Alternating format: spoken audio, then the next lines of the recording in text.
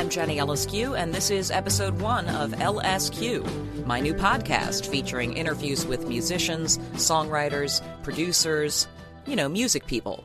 Some of you may know me already from SiriusXM Satellite Radio, where I'm a daily host on a couple different music channels, and maybe others of you know my name from the pages of music publications, including Rolling Stone magazine, where I've been a writer for almost 20 years. But regardless, it's pretty simple. LSQ is just a phonetic approximation of my last name, which is Eliscu, and you can find me on Twitter and Instagram at JennyLSQ.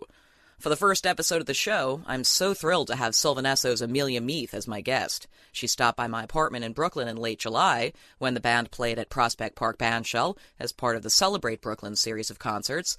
I had interviewed Amelia briefly in the past, on several occasions, but this was our first chance to really dig in and talk about her background. I'll tell you more about Sylvan Esso coming up if you're not that familiar. But the idea here with this little podcast is to make space for more in-depth discussions of an artist's, creative and personal evolution. Dialogues that are less focused on a specific new album or project, and that leave room to talk about pretty much anything. I've got some exciting guests confirmed for upcoming episodes, which I'll share about once a month, and if you hang on till closer to the end of this episode, I've got more details for you about that. Also, since I have an audio archive of interviews dating back, 20 years-ish, each episode of LSQ will also include something interesting from the vaults. Later on, after the interview with Amelia, you'll hear a bit of a phone interview I did in the year 2000 with a then 19-year-old Beyoncé. Yeah, Beyoncé. So I really hope you will listen all the way through to the end. I also hope you'll hit me up with your feedback. This podcast really is a work in progress, and I'd love to know what you think. So, as I say, reach me on Twitter at JennyLSQ, and if you like this episode, please subscribe. I'll have new episodes about once a month to start, and thanks so much for even listening this far. Okay, so a bit more about Sylvan Esso before we get going. They're an electronic duo from Durham, North Carolina, whose music does that rare and wonderful thing where it makes me want to dance and cry at the same time. Sylvan Esso, which is Meath and musician Nick Sanborn, first stole my heart in early 2014 when I saw them play at the Satellite in Los Angeles.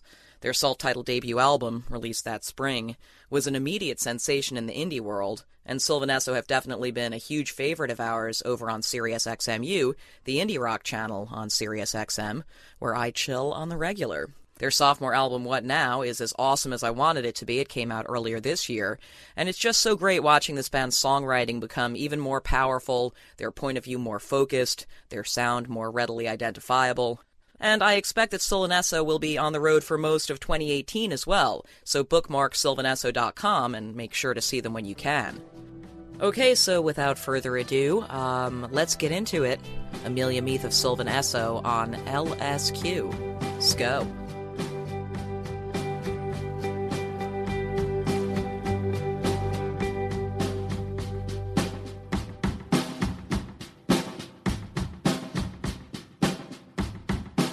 Thank you for coming over to do this. Thank you so much for having me. It's my first interview I'm recording for the LSQ podcast. I am honored. Thank you so much. I definitely want to start by talking a little bit about where the hell you came from before we met, which the first time that I remember meeting you was when Mountain Man was on tour with Feist doing backing Vox. Yeah. It was in between The Reminder and... Metals. Yeah, so that would have been maybe 2010 or 11. And I remember that I heard Mountain Man's music and was like, oh wow, this is so cool. So how did you end up there? Tell me a little bit about that. How did your project with your friends end up stepping onto that stage? It was like a dream of that period of the internet, in that I was at Bennington College. In Bennington, Vermont, where Molly and Alexandra both went to school. And the band came to be through a series of strange mix-ups of us learning each other's songs. Mm-hmm. And I moved off campus and into a beautiful blue house in North Bennington, which is actually the town that the short story The Lottery is written about. Okay. Do you know that short story? Don't. It's a terrifying story, and it was written by either one of the professors or one of the significant others of the professors of the college. Right. But you slowly realize throughout the story, it's like something you read in high school. It's like 5 pages long, and by the end of it, you realize that this meeting that you've been reading about is actually about a community deciding who they're going to stone that year. It's very dramatic.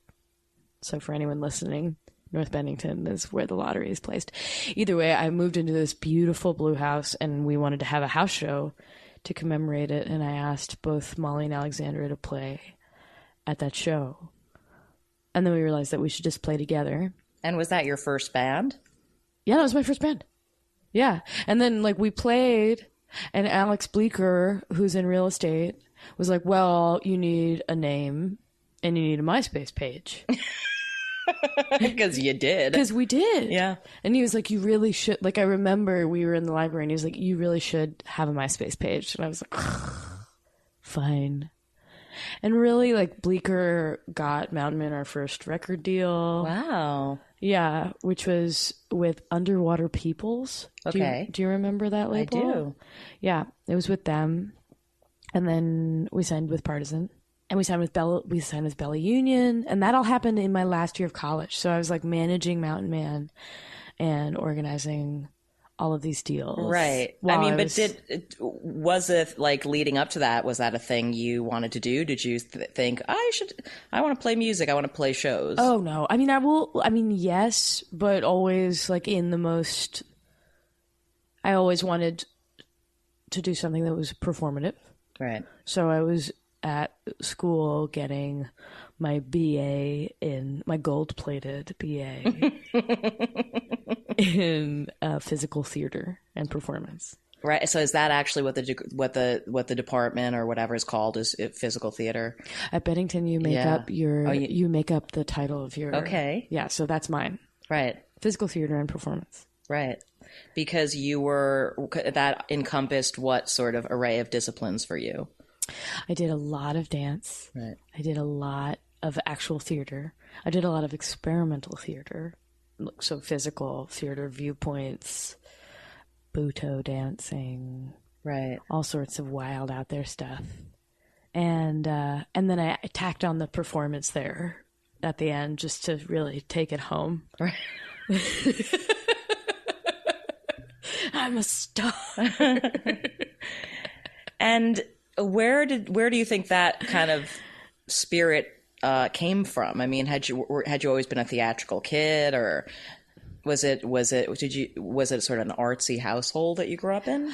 Yeah, it was. My mom was an audio producer for NPR in the 70s. Oh, wow. Yeah, you can actually look her up.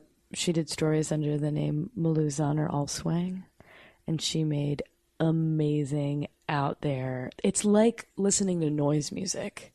Like most of them were for like early, like when NPR was like punk as fuck. Okay. You know? And she did. Wow, this was fascinating. Yeah, and she did stories for All Things Considered. So she did stuff like, most of them were about cooking, because my mom's like all about baking and cooking in general. She had like a cooking column in the Alt Weekly in Eugene, Oregon, and that's where she was making these stories out of.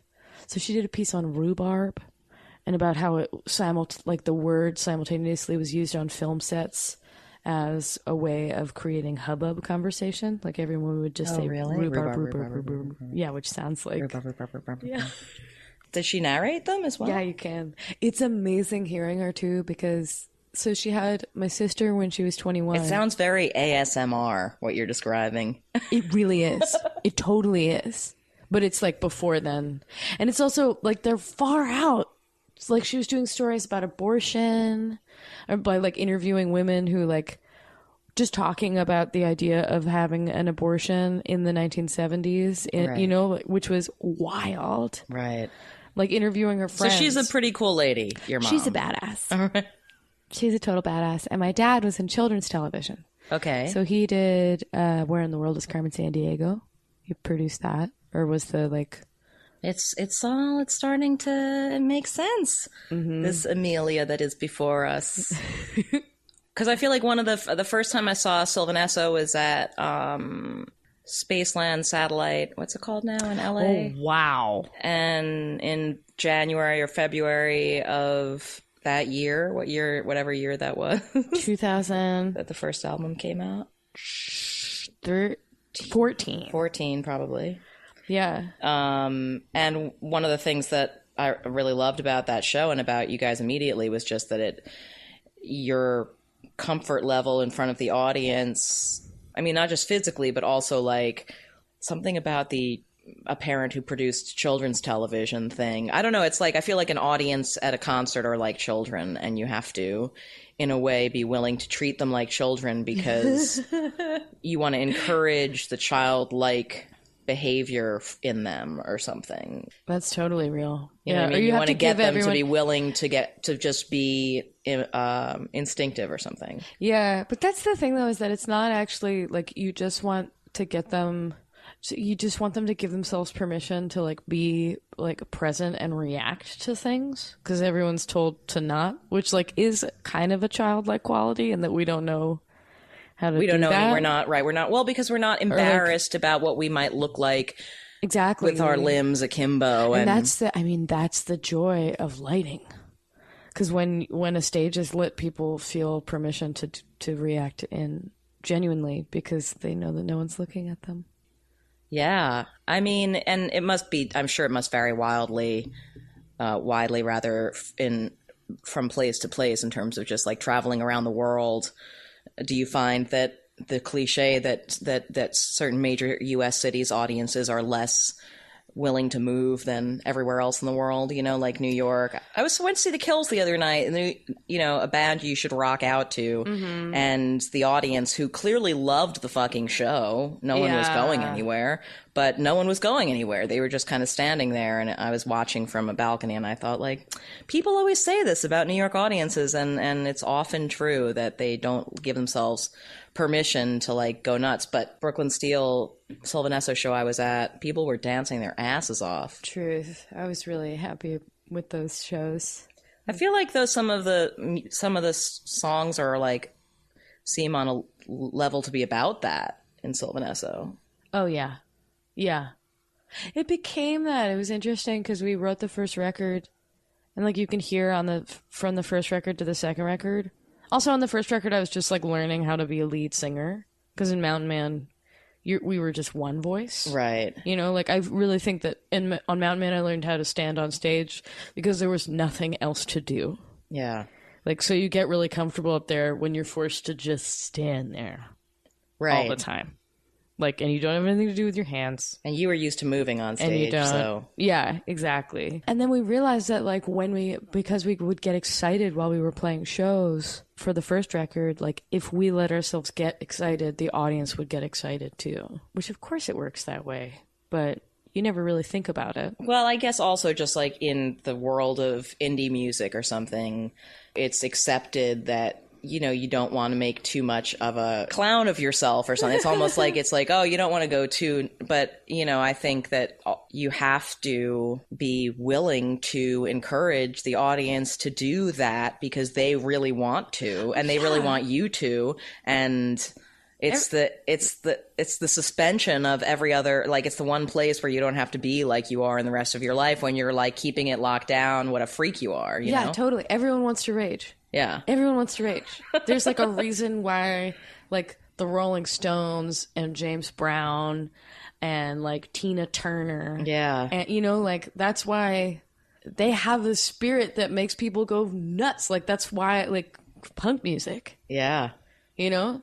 Mosh pits. Springsteen. Yeah. Holy moly. Yeah. Yeah. I got to see him. Recently.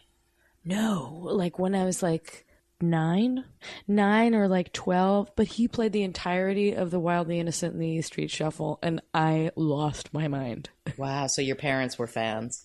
Yeah. Yeah. Mm-hmm. My dad and my godparents took me, I think, and it was in New Jersey. Was that not your first concert? You'd been my first concert was Little Feat.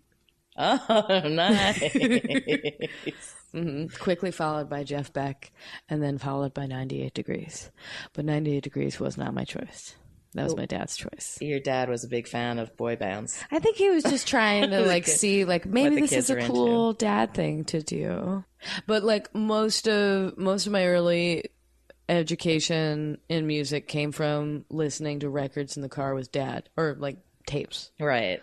That we would get from Strawberries in Massachusetts. But so what started to feel like your music? I mean, what was the first? So 98 Degrees, you were like, no Dice Dad, but what felt like your music? That was like a switch that happened. It was hip hop, and it was because I started listening to the radio in carpool in middle school. Right. So what was the hip hop that was like? Oh, but it was like, it was like twee-ass, like Mace and Maya on the Rugrats soundtrack. Like Puff Daddy, that record that was sepia tone. The first record I went and bought for myself with my own money was The Miseducation of Lauryn Hill, which is a cool first record. Oh yeah, for sure. And then I also got the Marshall Mathers LP on that same trip. Those were my two. And so then was most of the new music you just like delved into on your own hip hop from that point, or? Yeah, but then like when I got to high school, like it slowly switched. It was like hip hop and then very serious West Coast pop punk, like which started with like Blink-182 and then like the Descendants and like reached over into the Damned and then like horrible NoFX phase. Would you go to the Warped Tour and shit? Like, but I was too young, I like had pink hair and like was like a cool little teeny. I would like put my mohawk up to walk to Newbury Comics. But I mean, you weren't thinking like the idea that someday you might be in a band or something. Would that ever have crossed your mind at that point?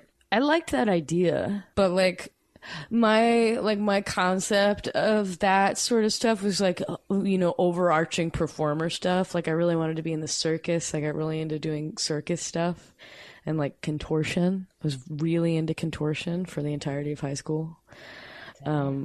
Yeah. Or I like saw Gypsy at a very young age and really wanted to be a stripper for years. Your mom must have loved that. Oh, she did. I would dress up in scarves and like strip for dinner parties. This is when I was like 8. It was tough. It was a tough toke. So then the stripper thing left, but when I realized what that was, but then contortion followed quickly afterwards, and that's not like a thing. You can't just be like a contortion like sort of hobbyist. I mean, it's like a thing. Don't you have to really train to contort? Yeah, I did. Every weekend there was a circus school in Burlington. And what was a move you were proud to have mastered as a contortionist? Oh, a pagoda. The pagoda is like the like crown, like the like first level of dope things you can do as a contortionist, other than splits. Right. And the pagoda is when you put your chest on the ground with your head facing forward, and then you flip your legs over yourself and you put your feet next to your head. Yeah, that's pretty impressive. That. And at my most bendy, I could do that and run around my own head. I could do it. Wait, so how old? I was like... That's so freaky. Yeah, I was like 16. Wow. 17. Yeah. And was this a thing you would just bust out at parties too, where you're just like, I'm going to run around my head now, you guys? Yes. And people are stoned and they're just like, what are you doing? Yes, exactly. That's exactly. Oh my God. Yeah. Yeah. And then I quickly realized that like, because it like came to a point where it was like, are you going to do circus or are you going to go to college? And circus, I was like doing all this. I would like go to school during the year, and then in the summers I would go and live in different places and study circus intensively. So, but I mean, again, not to be like, I mean, those are some supportive parents, huh? They're like, you know what? You want to be a stripper and you're only 8. You want to run around your own head and you're 16. You want to go away and be in the circus. Whatever is fine. Oh yeah. Yeah. So what chill. What are mom and dad's first names? So chill. Malou and Jonathan. Oh, you guys. Mm-hmm. Good job, Malou and Jonathan. Yeah, thanks, guys. I love you. So faced with the choice between circus and just normal college real life thing. Yeah, circus people are like theater kids that are also jocks. So it's like a very different mentality because it's like it's pretty competitive. But there's obviously something about that, like the physicality of all of these things that really just, what do you think appeals to you about that? About all of these sort of... I thought it was cool just because, like, I love vaudeville. Right. If I had been born in a different time, like, vaudeville would be my shit. Yeah. Like, I should probably just own it now. But, like, that's my, like... Yeah. That's, like, safety zone. Yeah. Is, like, stupid, silly jokes. And were you... I mean, from a standpoint of singing as a technician, was that a thing? When did you sort of find your voice as a singer and realize that singing kind of came naturally to you? For my whole life, because we used to get, like the grown-ups would get drunk at the dinner table and we would all sing. Right. Or like not even drunk. Like, right. We would all sing and then slowly, like, I just realized at some point that I was good at singing. And I got my 10,000 hours by singing along to the radio. Mm-hmm. Yeah. Like that was how I learned, was pretending to be like Billie Holiday and Robert Plant and Foreigner and... Right. Yeah. Those are my... Joni Mitchell. Joni Mitchell's a master class in singing. Oh, yeah. If you, like, sing the entirety of Blue, you, like, really learn how to sing high and low. Well, also Lauryn Hill, right? I mean, totally. Yeah, and then, the soul. Like, come on. Yeah. Mm-hmm. Speaking of Twitter, though, something that we have not talked about yet directly, but which I've seen tweets from you about, and I want to talk about, is being women in music. Oh, totes, yeah. Which I think I've sensed just from stuff on Twitter that we're sort of have a similar mind on this subject, which is, why do we still have to talk about this shit? Right? Hey, how about that? But also, we totally do, because every time I'm like, I don't have to talk about this anymore, someone at a show comes up to me and is like, hey, like, you said this thing about, like, being a woman, or, like, you were a woman and you are a woman and you said this. Right. And because you're a woman, it means... something. Yeah. Like, that's because of the world we live in, though. Like, here's... And, like, now, like, the like, tiny micro-sexism that I'm starting to see... Like, I'm having a resurgence of tiny micro-sexism in my world. Okay. Because, like, you and I exist in our zones where, like, yeah, we're all fucking feminists. Who gives a fuck? Like, we do our great job. Right. And, like, if someone points out that we're a woman doing a great job, it's kind of insulting. Yeah. You're like, yeah, dog, like... I just do my shit. Exactly. Like, shut up. Yeah. I have a ute. It's cool. Yeah, it's chill with the noticing it all the time. Yeah. But, a ute? I saw a headline on Stereogum the other day, and it made me so fucking mad. It was about a female performer. And the headline was, so-and-so knows exactly what she wants. Period. That's only a headline because that person is female. Yeah. Imagine if they were like, Bono knows exactly what he wants. Yeah, you'd be like, that's not a headline. Yeah, you'd be like, that's yeah, no shit. Yeah. But, like, that's still a thing that people, Yeah, I mean, even just, in... I often wonder in just casual interactions with people who are friends and who I think highly of. I don't think that they're a fucking idiot, but they'll say something that is micro-sexist. And I think, am I a dickhead if I just take the opportunity to hear what you just said? And it's the daily sort of thing of where you're just like, yeah, just let it pass. And acknowledging, of course, that there are only a couple of levels on which I feel that way from day to day, and other people have multiple levels on which they're constantly being just like holding their tongue about something because you don't want to be a bummer. But even just, one of my good friends referred to a band that is comprised entirely of what are ostensibly women as a girl band. And I've resisted the urge to say, it's not a girl band, it's a band. Yeah, it's a motherfucking band. It's just a band. It's not a girl band. And I do sometimes when men call women girls, if I'm not too afraid of how I'm coming off, I'll say, we like to be called women. Oh, dude, totes, yeah. You know who set me really straight about that? You know Juana Malena? Who's that? She's the shit. She's like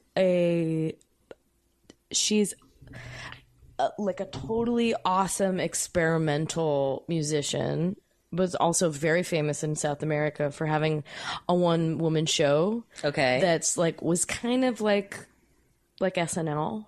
Okay. But it was just her. Right. It was like Tracy Takes On, but it was just her. Okay. And she like had this really successful show and was like, you know what, fuck it. I just want to be like a dope-ass electronic musician, and makes like crazy awesome music. That's like, it's really beautiful, and it's, you should check it out. Okay.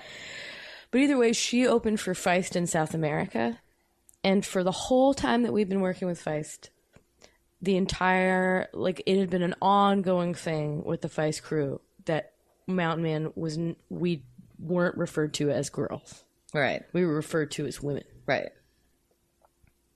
Because, everyone would always be like, well, the girls want to do, and we'd be like, women. And we were like 23. Still women. Yeah, 23, 22, and 21. Yeah. And we're hanging out in a room with Juana Malena, who's like 55. Right. At the time. Right.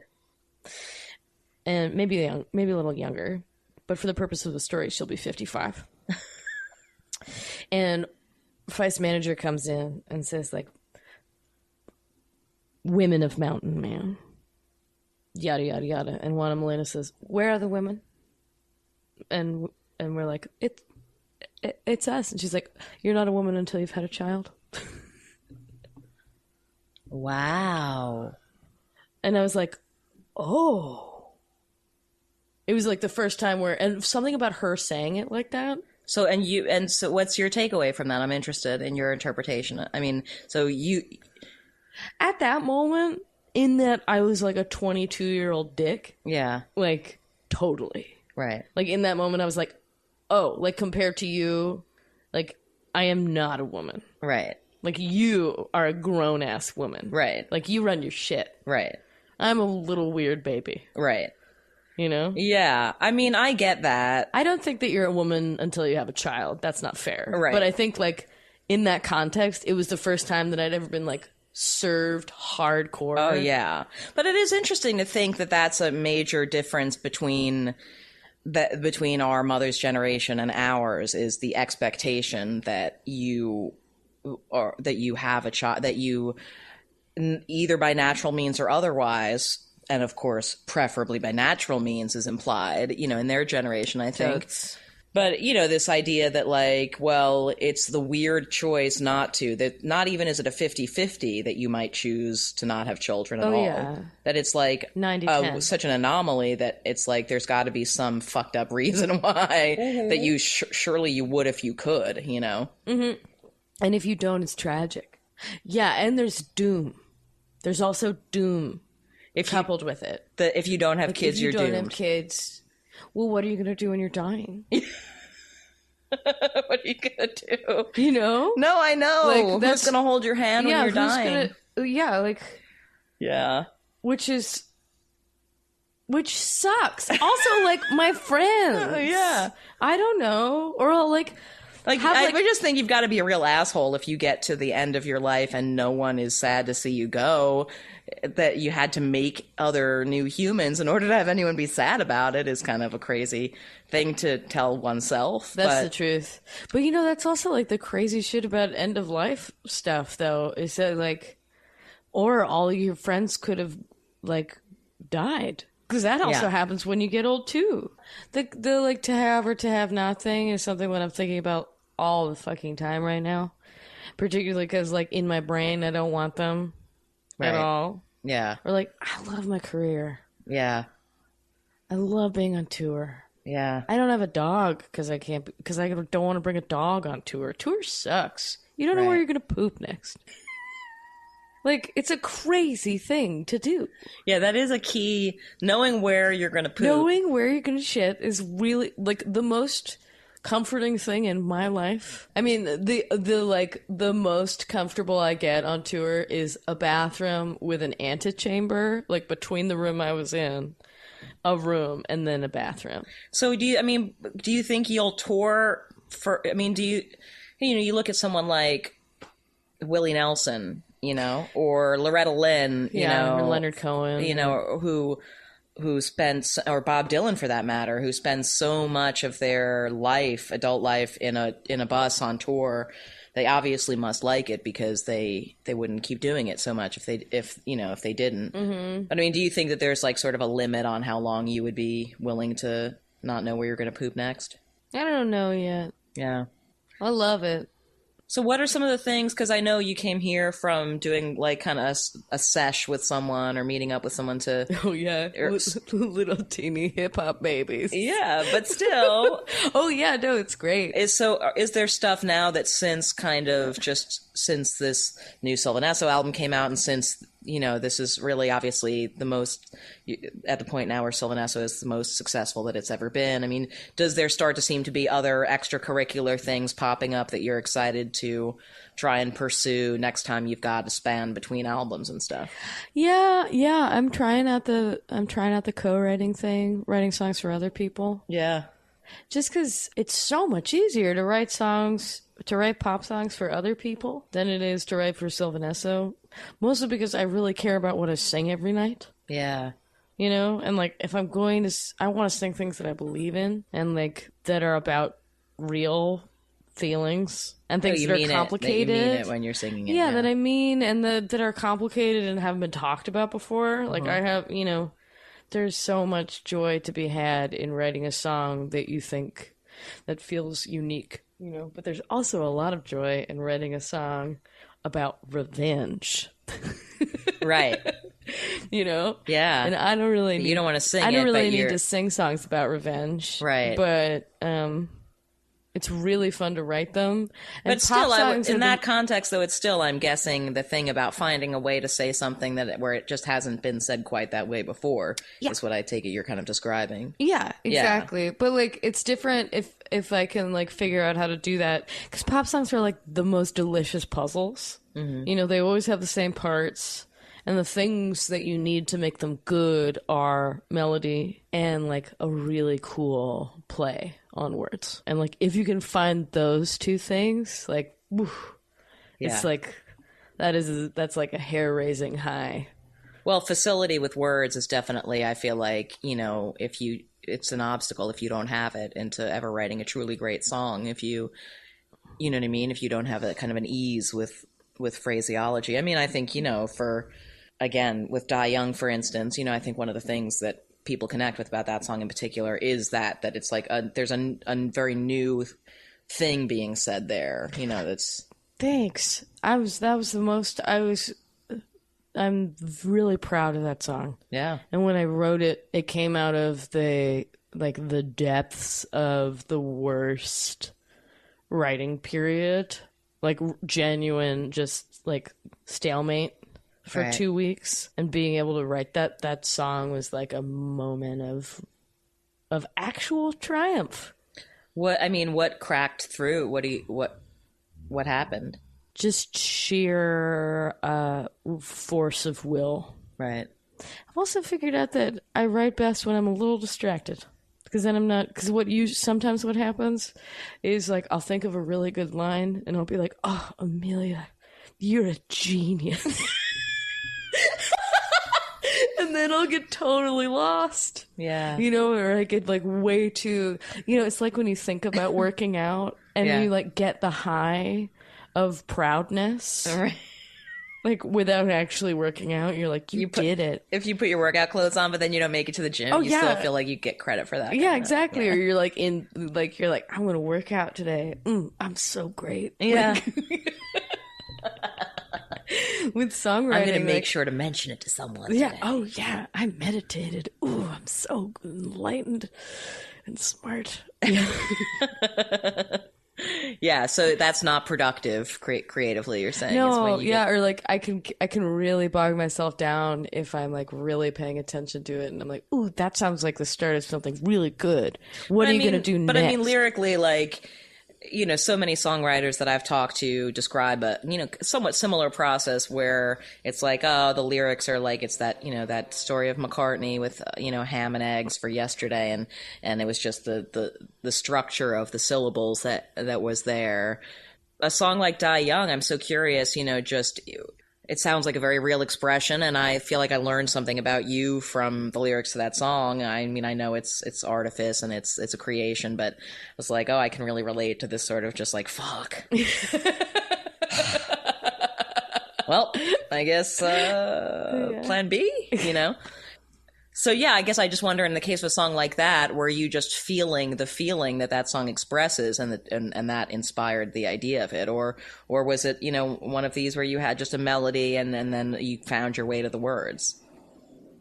It's both, because I do both words and melody at the same time. Yeah, like, because it is about, like, any pop song is really about syllabic structure. Yeah, like that's where the hook is.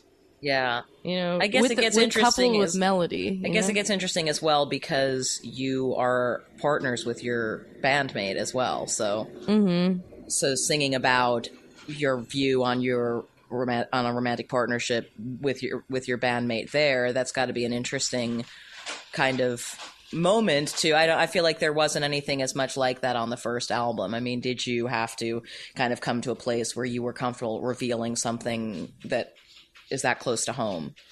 Yeah, partially that. And also, like, I just don't... Yeah, like, in general, we never really talk about that, just because, like... I usually just keep away from it in general, just because then, like, everyone will ask me about it. Yeah. I also just hadn't ever written a love song for him before, you know? Yeah. And I've been trying... You know, and of course, like, that fucking goth thing came out of me. Yeah. Yeah, that's the love song. You're just like, fuck. Yeah. Yeah. So good, though. Thanks. So good. That was one of the ones. There are always a couple that come out fully formed. Die Young came out completely formed. Yeah. Which is great, and I always have to remind myself that, like, it's actually months of work. Of like getting little Tetris pieces of my brain free to let a song come out. Right. Yeah, just the openness to it, right? Mm-hmm. Yeah, which takes forever sometimes. I'm always in awe of people who can just write in general. I need to fill back up every time I write songs. Yeah. That being said, I've only written like 20 for Sylvan Esso. And there are a couple of stragglers here and there, but it's a pretty small library of tune songs. I've got like a little folder of country songs that I've written by accident. Oh, that could be good. Well, I think that's all I've got for you for this inaugural podcast interview. Thank you so much for having me. Thank you so much for doing this. It's so good to talk to you in chill environs. Yeah. Yeah. What a dream.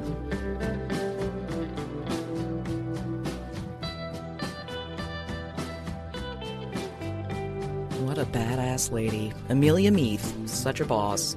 Speaking of badasses, let's listen to this Beyoncé thing, yeah? I don't have exact dates for these older interviews, but this was sometime during summer of the year 2000, as Destiny's Child were gearing up to go on tour opening for Christina Aguilera that fall. Their 1999 sophomore album, The Writing's on the Wall, had already sold 1 million copies and was on its way to double platinum. And I was working on staff at Rolling Stone at the time, and I had interviewed Beyoncé on the phone briefly for a couple of smaller pieces before this. This interview was for a full-page Q&A, and we spent about an hour on the phone together. Listening back to the interview to get it ready for the podcast, I was truly humbled in retrospect by Beyoncé's graciousness, intelligence, her confidence, and her vision. I really had no idea at the time she would become one of the most iconic, amazing, and groundbreaking artists of her generation. So yeah, thanks, Beyoncé. I'm going to play you the first 10 minutes or so of that interview, but one quick caveat. This audio was recorded over the phone using a mini-disc recorder, so it may sound a little crunchy in places, but, bear with me. So yeah, let's get into it.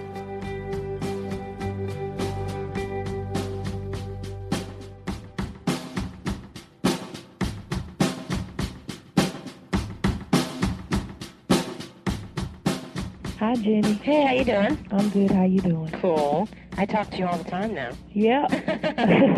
This is our, fourth time? Yeah, it's like our third time. Where are you right now? You're at a photo shoot? We're actually at the hotel getting prepped for the photo shoot. Are you guys working pretty much nonstop? Oh, yeah. We're in two different cities a day, performing twice a day. Yeah, so they're working us. Has it always been like that? Actually, it has. Mm-hmm. It has been like that ever since we first came out. I think we're like the hardest working female group out. Right. We did more shows than anybody else the first year we came out, and I think we're probably going to be the same way this year. You've been singing since you were how old? Actually, about 3-4 years old. Really? The first performance I did, I was 4. Wow. It was at a little school talent show. Mm-hmm. And I sang Imagine by Tracy Spencer. And I did like little stuff in Houston. They had the Sammy Davis Jr. Awards. It's kind of like a Houston Grammys type thing. Right. And I did that every year. And then I met everyone else. I met Kelly, and that's when we started the group when I was 9. So did you feel like you were not doing the same stuff the rest of the kids were doing? Did you feel like, no, I'm singing, guys? This was my fun. This was like the highlight of my life. So I just felt like I was doing what I loved doing. I was just happy that I had performances to perform at. Right. And I was just happy that my parents supported me, because if it was anything I wanted to do, it was singing and performing. Right. I used to, none of my mom's friends wanted to come to my house, because I would make up tickets and make them buy the tickets, and I would perform. I would give them shows, and if they didn't buy the tickets, I'll give them to them free, and the next time they came, I'd be like, okay, you owe me $2. So this was my dream. Right. Would you get all made up and dressed? Oh, yeah. I would have my costumes, my makeup, my costume changes, my tapes ready, and I would practice and everything. What were you taking inspiration from when you were that little? Actually, I used to always dance to Anita Baker. Mm-hmm. Yeah. And I really love Mariah Carey. When she came out with Visions of Love, and I heard her runs, mm-hmm. It was a girl across the street that gave me voice lessons, and she was my first vocal coach. Mm-hmm. And that was when I was really young. And I was like, how does she do that? How does she do that? So we used to practice. And then I got another vocal coach, this opera singer, and he would help me do scales, mm-hmm. and that helped me. But I was determined to be able to do runs. So tell me a little bit about how the group came together when you were, however old you were, 9 or 10. We met in the auditions for a different group, mm-hmm. and that didn't work out. And my father saw potential in us, so he started helping us out, and we would practice at my house, and he would conduct the rehearsals, and we would try to perform everywhere. He would schedule places for us to perform. And then we got really, really serious, and he gave up his job, and he became the manager full-time, mm-hmm. and we all performed everywhere at, like, convention centers. Every summer we would perform, like, every day. We would have camp over my house, and we would get up and go jogging and then practice and do voice lessons and watch tapes of, like, the Supremes and Jackson 5, and we would study their mic placement and all of that. Mic placement? Yeah. We would study everything. What's that all about? Well, the good thing about them, if you watch how graceful they are, like everything was perfect. The back in the Motown days, every hand gesture, everything was really, really tight. So when you looked at the other groups, like back then, it wasn't as tight as the ones in the 70s, in the 60s, and the Motown days. So we would watch the tapes of the Motown days. So what's mic placement? Just like how they held their mics, like right in front of their mouths. Because like now a lot of people like muffle the mics and have the mics everywhere. So you have to sing like right into the mic. Just a lot of technical things that we would study. Right. But we had a lot of fun doing it. And this is from the time you were like 10? Well, we were about 11 then. Right. About 11 and 12. We would do it in the summertime. And then we would go to asteroid theme parks and go to, parties and stuff. And it was just a lot of fun, but it was like we called it like a camp.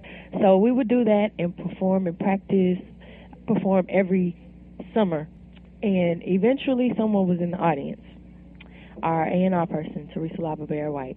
And she flew us down to New York. We did an informal showcase for Columbia. And they liked us, and we got signed. That was about 4 years ago. And we were so excited. We started recording the album. We moved to Atlanta. We stayed in California. We stayed everywhere for a couple months, and we had a tutor. And it was the time of our lives. But it took us a very long time. We started getting impatient. Right. Because it took 2 years. Right. So we were like, all right, when are we going to come out? When are we going to come out? And I know it was the reason we were too young, but we didn't realize that then. But finally, we did No. We met Wyclef at the Sony office, and he asked us to sing. And he came to our hotel room. We were asleep. And our product manager said, Wyclef is here, Wyclef is here. We were so excited. And she came and woke us up. And we ran. We were trying to, get our hair and stuff together and brush our teeth. And he came. We had like 2 minutes before he got up the elevator. So he came and he asked us to sing, and we sang. And he was like, "You girls can really sing. Y'all are hot." So we did a photo shoot the next day. It was one of our first photo shoots, and he said that he wanted us to sing on his Stand Alive remix. So that was like so exciting for us. So we did that, and then he did No, part 2. The album was finished. We just needed one more single, and that like was perfect. So once that came out, we did the video for it. We were so excited about the first video. We cried afterwards, and it was just a very special moment. Right. But we did the video. The single went #1, and we sold like 2 million copies of that single. Then finally, the album came out. The album went gold, and we went over to Europe a numerous amount of times, and we went straight into the second album. The first album, we were young. We didn't do a lot of writing on. We didn't really have a lot to sing about because we were so young. Right. And what would you sing about? Well, just love. Right. But we couldn't get too deep because we were only 14 when we did some of those songs. You're like singing about how boys won't carry your books for you. Yeah. But we did a good job with making the songs.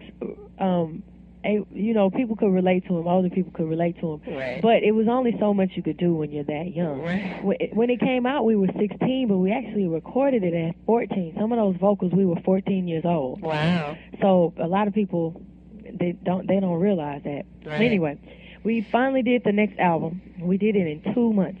First album took 2 years. Wow, what a difference. Why did it go so much quicker? Because we had a lot to say. Right. We experienced a lot in those 2 years, in the 4 years. And, our voices just totally matured. We matured. It was kind of like we would mature from girls to young women. So we knew exactly what we wanted to talk about. We knew what we wanted to sound like. So we got a chance to produce. I got a chance to produce on, I think, 6 of the songs, and I got a chance to write on 9 of the songs. And all of us got a chance to write. So it was just a way better thing. We knew what we wanted this time. The first time we just kind of went along with the flow. So it only took 2 months, and we couldn't believe that we were finished, because we listened to all of the songs, and our manager was like, "I think the album is finished, y'all." We were like, "It can't be finished. It was only 2 months. We got another year to go." But it was finished. So we put out Bills, and at first we didn't want to put out Bills, but the label wanted to put out Bills, and we wanted to put out Bugaboo for some reason, and they were like, "Bills, come on, it has to be Bills." So we were like, you know what? Both of the songs are tight, so we don't care. We'll put out Bills. Thank God we did. So he went number one, and it was number one for 9 consecutive weeks. The number one song for the longest in 1999, R&B song. Wow. So it broke a record. So that happened, and then we put out Bugaboo, and then we put out Say My Name. Here we are. Here you are now.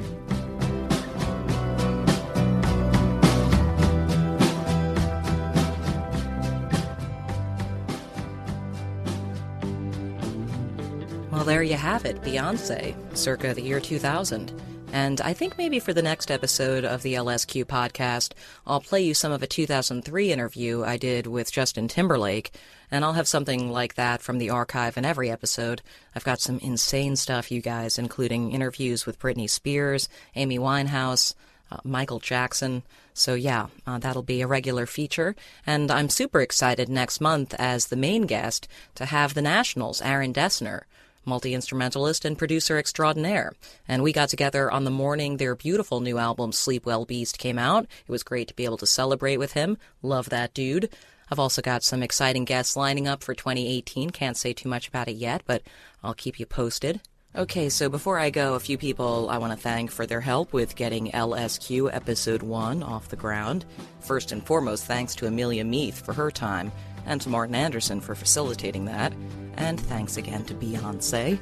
And thanks so much to Greta Morgan, my dear friend, and a very talented musician who releases music under the name Springtime Carnivore, and who wrote and recorded the LSQ theme song. Her music is wonderful, kind of reminiscent of a cross between the Zombies and Fleetwood Mac, to nutshell it for you. And thanks so much to Matt Schuessler for mixing and mastering the theme song. Also thanks to my dude Evan Springsteen for the indispensable engineering assist.